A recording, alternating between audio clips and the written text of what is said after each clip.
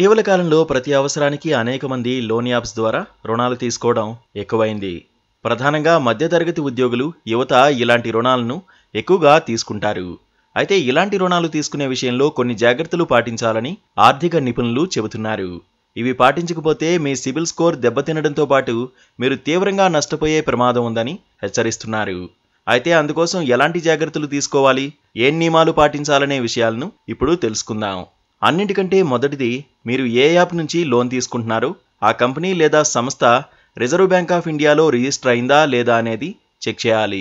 ఆ క్రమంలో ఎన్బిఎఫ్సి లేదా ఫిన్టెక్ ప్లాట్ఫారం ఆర్బీఐలో రిజిస్టర్ అవ్వకపోతే మీరు దాని నుంచి రుణం తీసుకోవద్దు.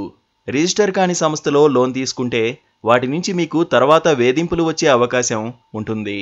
కొన్నిసార్లు పలువురు లోన్ యాప్ డౌన్లోడ్లు బాగున్నాయని తీసుకుంటారు. ఇలాంటి విషయంలో జాగ్రత్తగా ఉండాలి.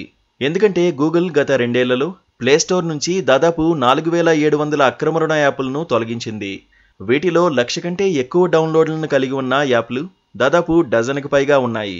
50,000 డౌన్లోడ్లు కలిగిన 14 యాప్లు ఉండడం విశేషం. మీరు ఎక్కువ డౌన్లోడ్ అంశాన్ని చూసి ఉచ్చులో పడద్దు. మీ లోన్కి సంబంధించి ఏదైనా సమస్యలు వస్తే కాల్ చేయడానికి లేదా మెయిల్ చేసేందుకు సౌకర్యాలు ఉన్నాయో లేదో తెలుసుకోవాలి. కస్టమర్ కేర్ సపోర్ట్ ఏ సమయంలో అందుబాటులో ఉంటుందో పరిశీలించాలి. లోన్స్ తీసుకున్న తర్వాత కంపెనీకి కస్టమర్ కేర్ లేకపోతే చాలా ఇబ్బందులు ఎదుర్కొనే అవకాశం ఉంటుంది. ఈ క్రమంలో ఏదైనా ఫిన్టెక్ యాప్ లేదా సంస్థ నుంచి లోన్ తీసుకునే ముందు దానికి సంబంధించిన కస్టమర్ కేర్ నెంబర్లను నిర్ధారించుకోండి. అంతేకాదు ఇచ్చిన నంబర్లు పనిచేస్తున్నాయో లేదో కూడా ఓసారి చెక్ చేయండి. ఇటీవల పలు లోన్ యాప్స్ రుణాలు చెల్లించిన తర్వాత కూడా ఇంకా డబ్బులు చెల్లించాలని పలువురిని వేధింపులకు గురిచేసిన ఘటనలు వెలుగులోకి వచ్చాయి.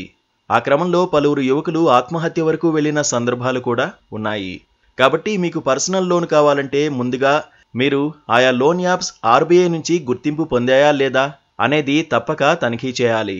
అయినప్పటికీ రిజిస్టర్ అయిన లేదా రిజిస్టర్ కాని సంస్థల నుంచి మీకు వేధింపులు వస్తే భయాందోళన చెందకుండా వెంటనే పోలీసులకు ఫిర్యాదు చేయాలి.